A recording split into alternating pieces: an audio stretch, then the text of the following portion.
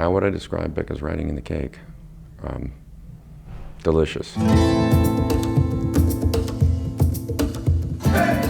I had to read it right away because it was just so good. I completely got taken by it. It's an amazing, touching and moving story, and I think a pretty relevant story, especially in the kind of climate that we're in now. I initially read The Cake right after the election. I was really hoping that we would have our first woman president. I took it really hard. So I had the opportunity to just pour everything into the reading of this play. This is exactly what the world needs right now. What The Cake does in such a beautiful way is it says maybe if we just kind of listen to each other and try to love each other, we'll figure out a way to make it work even though we might not think the same things.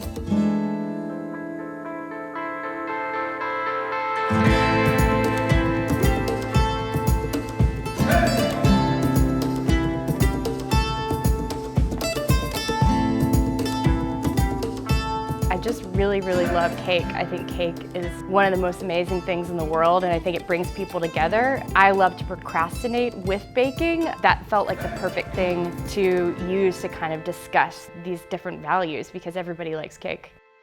These four people who are trying to carve a way through their own realities to connect to each other, but also trying to navigate their own understandings of their version of the truth. Trying to continue to hold on to that love despite the fact that they've changed and are changing. It was nice to step into this world, and it's nice to play Della, who gets to change, who gets to start one way and change a bit. She presents the conversation from both angles in a very clear, concise, intelligent way so that the audience member is going to be able to have their own personal conversation. I'm from North Carolina. I'm also from a conservative family who I love and respect. And in terms of what's going on in the country, that's become more and more complicated for me. And I've found myself in more and more difficult conversations with my family members and with people in my own liberal pocket of the world. If I'm having trouble having a conversation, I'll write a play about it to try and find the words for myself. Her humor is a little off, which is my favorite humor. She has a lot to say without overwriting. It feels like real life, but a funnier version of real life.